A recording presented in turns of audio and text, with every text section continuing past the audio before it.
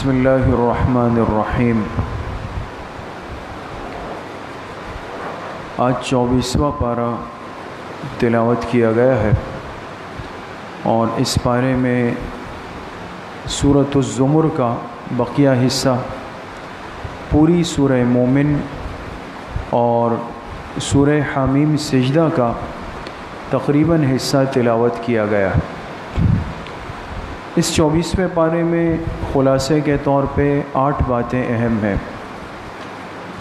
پہلی بات جو سورۃ الزمر میں ہے، اللہ پاک نے انسان کو اس کے زندگی کے اختتام یعنی موت کی کیفیت کو اچانک آنے کی حالت کو بیان فرمایا اور اس کے لیے ایک مثال اللہ پاک نے پیش فرمائی کہ تم اپنی زندگی پر غور کرو تو روزانہ تمہاری زندگی میں ایک وقت ایسا آتا ہے کہ تم پر موت کی ایک کیفیت آ کے گزر جاتی ہے،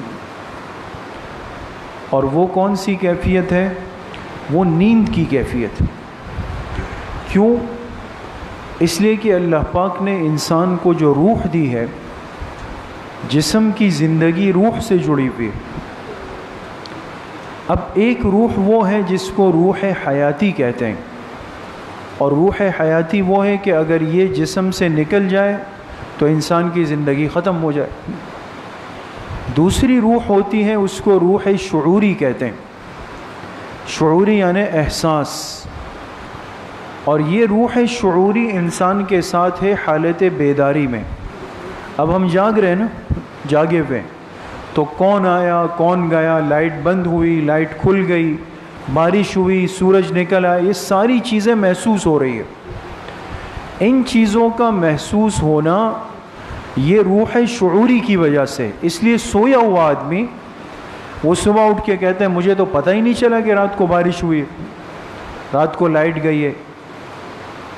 تو انسان کے جسم سے نیند کے وقت جو روح نکل جاتی ہے، یہ کون سی روح ہے؟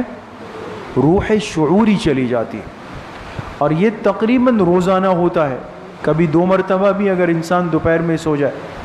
تو اللہ پاک نے فرمایا دیکھو تم زندگی میں ہر روز ایک کیفیت سے گزرتے ہو کہ تم موت کے قریب آ چکے ہوتے ہو، لیکن جب ہمارا حکم آتا ہے تو دوبارہ تم زندگی کی طرف آ جاتے ہو۔ ایک دن ایسا آئے گا کہ روح جائے گی پھر واپس نہیں آئے گی، روح حیاتی چلی جائے گی۔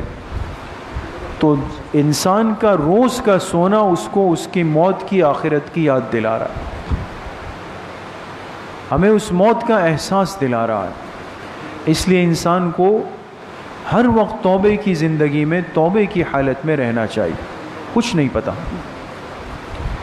دوسری بات جو سورۃ الزمر میں ہے، سب سے زیادہ تسلی والی آیت قرآن کریم کی، جس سے ایک مومن کو ہمیشہ تسلی رہتی ہے، اور اللہ پاک نے اپنے بندوں کو ایک تسلی کا احساس دیا ہے، یہ مایوس نہ ہو۔ قل یا عبادی الذین اسرفوا علی انفسہم لا تقنطوا من رحمت اللہ، اے میرے بندو جو اپنی جانوں پہ ظلم کر چکے ہو گناہ کر کر کے، لا تقنطوا من رحمت اللہ، اللہ کی رحمت سے کبھی مایوس مت ہونا۔ ان اللہ یغفر الذنوب جمیعا، بے شک اللہ پاک تمہارے ان تمام گناہوں کو بخشنے پہ قادر ہے۔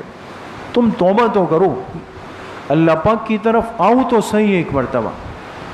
یہ ایسی آیت ہے دوستو کہ 100 سال کا مجرم بھی، قاتل بھی، گناہگار سیاہکار بدکار بھی، یہ آیت اس کو تسلی دیتی، اور اسی کی وجہ سے مومن ہر وقت اللہ پاک کی طرف سے ایک یقین اور اطمینان کی کیفیت میں رہتا ہے کہ مجھ سے پچھلی زندگی میں بہت گناہ ہو گئے، لیکن اب بھی اگر میں اللہ پاک سے توبہ کر لوں گا، ہاتھ اٹھا لوں گا، روؤں گا، گڑ گڑاؤں گا، ساری زندگی کے گناہ معاف ہو جائیں۔ تو یہ تو عشرہ جو چل رہا ہے دوستو، عشرہ مغفرت چل رہا ہے نا، رحمتوں کا مہینہ چل رہا ہے۔ اسی میں ہی ہمیں اللہ پاک کے سامنے ہاتھ اٹھانے ہیں، اللہ پاک سے مانگنا ہے، سابقہ زندگی کے گناہوں کی تلافی کرنی۔ تیسری بات جو سورہ مومن میں ہے، اللہ پاک نے تذکرہ فرمایا ان فرشتوں کا جو فرشتے حاملین عرش ہیں، خاص فرشتے۔ فرشتوں میں بھی پھر ہر فرشتے کی ذمہ داری الگ الگ ہے۔ تو وہ فرشتے جو اللہ پاک کے عرش کو سہارا دے کے کھڑے ہوئے ہیں، جن کو حملۃ العرش کہتے ہیں، تو جن کے کندھوں پہ اللہ کا عرش ہے، کس کیفیت میں ہے، کس طرح ہے، وہ تو ہم نہیں سمجھ سکتے، لیکن اللہ پاک نے فرمایا الذین یحملون العرش، وہ فرشتے جنہوں نے میرے عرش کو اٹھایا ہوا ہے، ان فرشتوں کو میں نے ایک ذمہ داری اور ڈیوٹی دی ہوئی ہے کہ وہ کیا کرتے ہیں، کہ وہ ایمان والوں کے لیے دعائیں مغفرت کرتے ہیں۔ یہ حملۃ العرش جو فرشتے ہیں، 8 فرشتے ہیں، یہ ایمان والوں کے لیے دعائیں مغفرت کرتے ہیں، اور فرمائے صرف ایمان والوں کے لیے نہیں بلکہ ان کی جو اولاد اور ازواج ہے ان کے حق میں بھی کرتے ہیں۔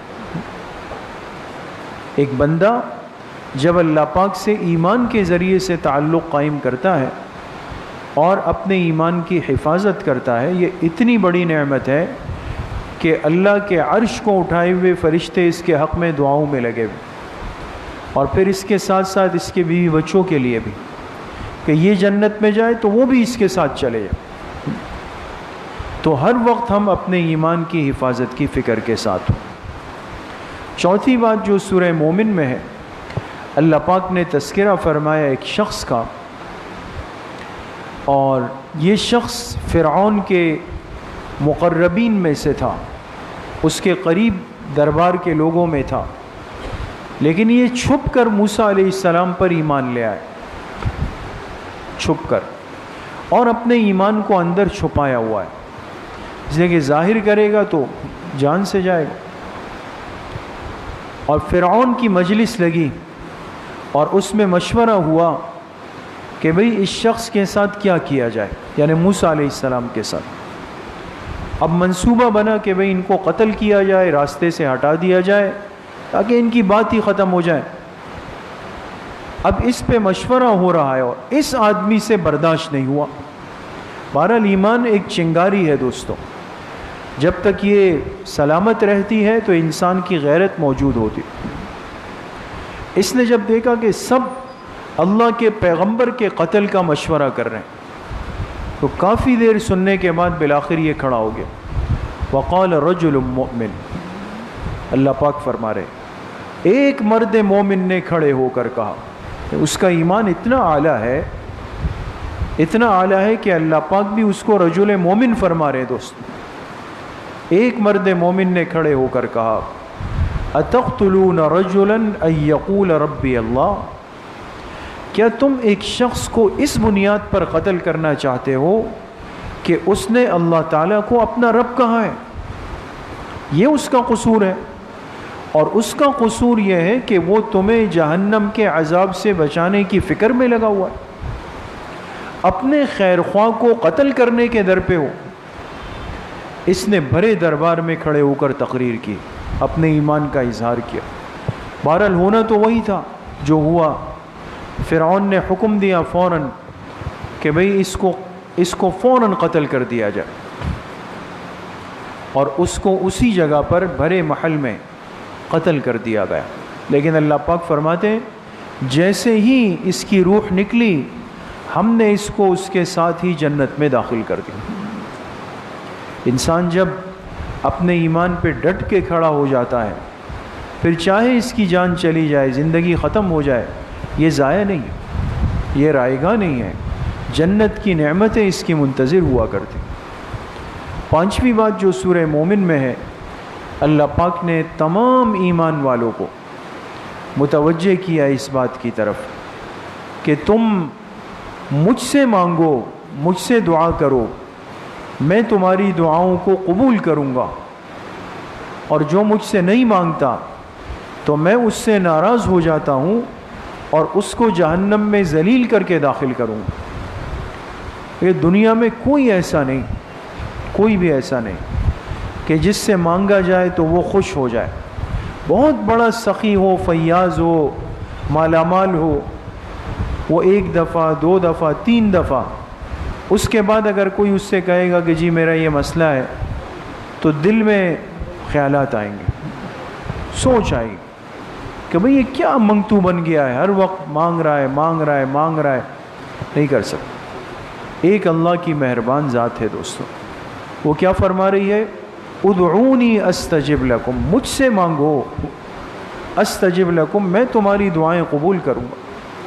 اس لیے حدیث پاک میں جناب نبی کریم صلی اللہ علیہ وسلم نے ارشاد فرمایا، من لم یسأل اللہ یغضب علیہ، جو بندہ اللہ پاک سے مانگنا چھوڑ دیتا ہے اللہ اس سے ناراض ہو جاتے کہ یہ بندہ مجھ سے مانگ کیوں نہیں رہا. تو ایسی مہربان ذات جو مانگنے پہ خوش ہوتی ہے تو ہمارے تو کام آسان ہوگا. کوئی مسئلہ ہے، چھوٹا ہے بڑا ہے، مشکل ہے آسان ہے، اس جہاں کا ہے اس جہاں کا ہے، جو بھی ہے انسان دعا کی عادت بنائے. یہ آج جو ہے نا اس طرح ہاتھ اٹھائے ہو، ایک رسمی چیز بن گئی ہے دوست. دعا کے لیے ہاتھ اٹھا رہے ہیں، ادھر ادھر بھی دیکھ رہے ہیں، بس بالکل ایک فارمیلٹی پوری ہو رہی ہے دوست. دعا تو ایک غلام کی عاجزی کا عمل ہے.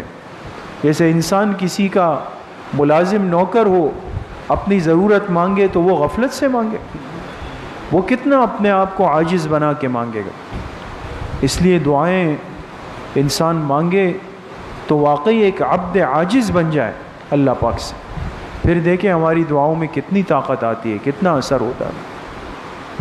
چھٹی بات جو سورہ حامیم سجدہ میں ہے، اللہ پاک نے اپنے بندوں کو تنبیہ کی کہ دیکھو میری نافرمانی کرتے ہوئے ایک بات ہمیشہ یاد رکھنا کہ جس عضو سے، جسم کے جس حصے سے گناہ کر رہے ہو، یہ مت سمجھو کہ گناہ ہو گیا اور ختم ہو گیا. جسم کا یہی حصہ تمہارے خلاف قیامت کے دن گواہ بنے. جس عضو سے گناہ ہوا، چاہے ہاتھ ہے، پیر ہے، آنکھیں ہیں، کان ہے، شرمگاہ ہے، فرمائے ان کو ہم قیامت کے دن گویائی دے دیں گے. زبان بند، زبان پہ مور لگا دیں گے، باقی اعضاء کو زبان مل جائے گی. یہ بندہ جب دیکھے گا تو کہے گا تم تو دنیا میں بول نہیں سکتے تھے. ہاتھ نہیں بول سکتے نا دنیا میں، کان نہیں بول سکتے، تو یہ بندہ جب قیامت کے دن دیکھے گا کہ یہ سب تو میرے خلاف بول رہے ہیں، تم تو دنیا میں خاموش تھے، آج کیسے بول رہے ہو؟ تو یہ اعضاء کیا کہیں گے؟ انطقنا اللہ الذی انطق کل شیء، آج اس ذات نے ہمیں گویائی دے دی جس نے ہر چیز کو زبان دی، ہمیں بھی دے دی. اب یہ خود گواہ بن جائیں گے اور یہ کہیں گے مجھ سے یہ گناہ کیا، وہ کہے گا یہ گناہ کیا، یہ کہے گا.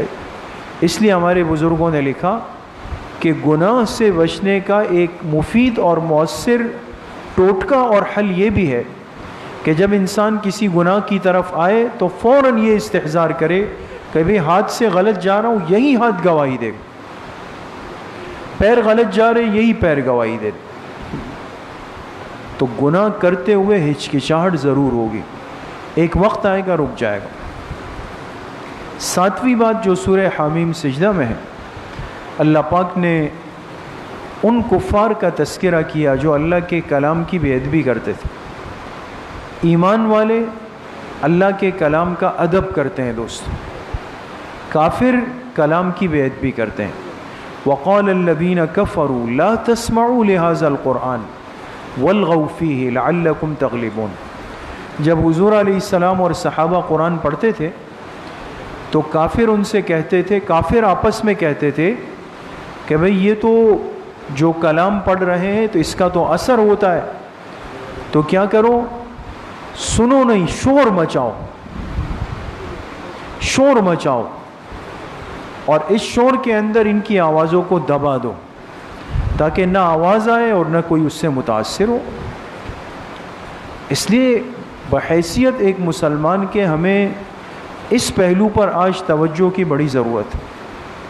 بعض دفعہ دانستہ نہیں، نادانستہ طور پہ، یعنی ایک غلطی کی وجہ سے کیا ہوتا ہے، کہ مسجد میں نماز ہو رہی ہے یا کہیں تلاوت کا عمل ہو رہا ہے اور ہم اپنا اسپیکر کھول دیتے ہیں کسی بھی چیز کا، چاہے وہ بہت اچھی چیز ہو، کسی اللہ والے کا بیان ہو، شیخ سدیس کی تلاوت ہو، کسی بہت اچھے نعت خوان کی صحیح نعت ہو، لیکن جب ایک قرات کا قرآن کی تلاوت کا عمل چل رہا ہو اور اس بیچ میں نے ایسی کوئی حرکت کی کہ جس کی وجہ سے وہ قرات متاثر اور ڈسٹرب ہو رہی ہے، گناہگار ہونا لازم آئے گا دوستو۔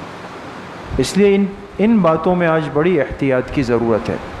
آج ہم جس شہری زندگی میں چونکہ بالکل گھر سے گھر جڑا ہوا ہے، دیوار سے دیوار جڑی ہوئی ہے، ہر چیز ہے، اب آپ دیکھتے ہیں کہ ایک شادی کی مجلس ہے، اس کے برابر میں دوسری شادی ہے، اس کے برابر میں تیسری شادی ہو رہی ہے۔ اب ایک جو ہے وہ تلاوت کی کوئی ترتیب کر رہا ہے، برابر والے نے زبردست گانے لگائے، اس کو یہ پرواہ نہیں ہے بالکل بھی آج کہ برابر میں کیا ہو رہا ہے، اس کو اپنی خوشی کا اظہار کرنا۔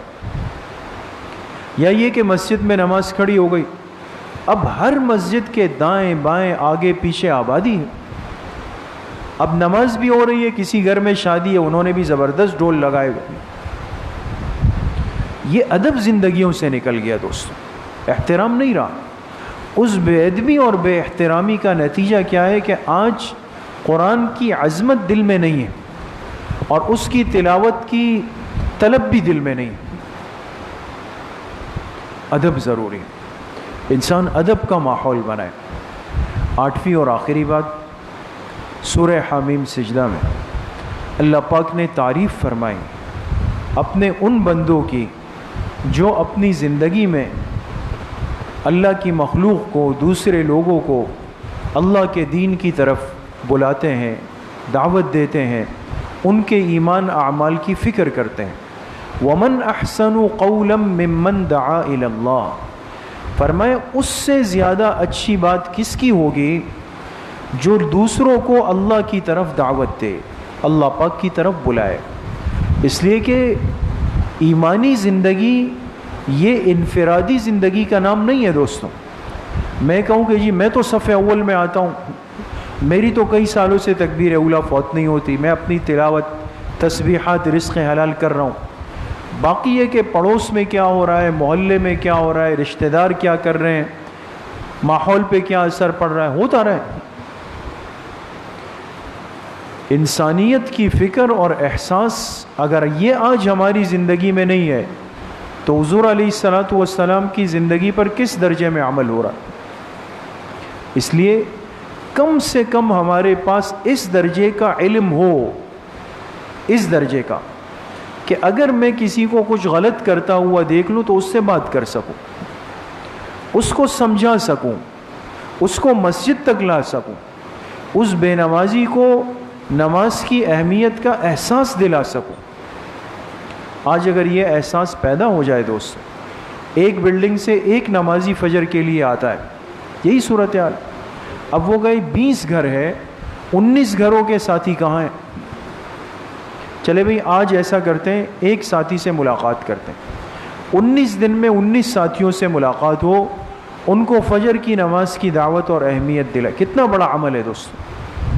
ہم کہتے ہیں بھئی کریں گے تبلیغ والے، ان کی ذمہ داری ہے، بس ہر ایک نے اپنے حصے کے کام بانٹ دیے کہ بھئی وہ کرے، یہ کرے، وہ کرے، بس ختم۔ اجتماعیت کا مزاج زندگیوں سے نکل گیا ہے دوستو۔ اللہ پاک مجھے بھی آپ سب کو صحیح عمل کی توفیق نصیب فرمائے۔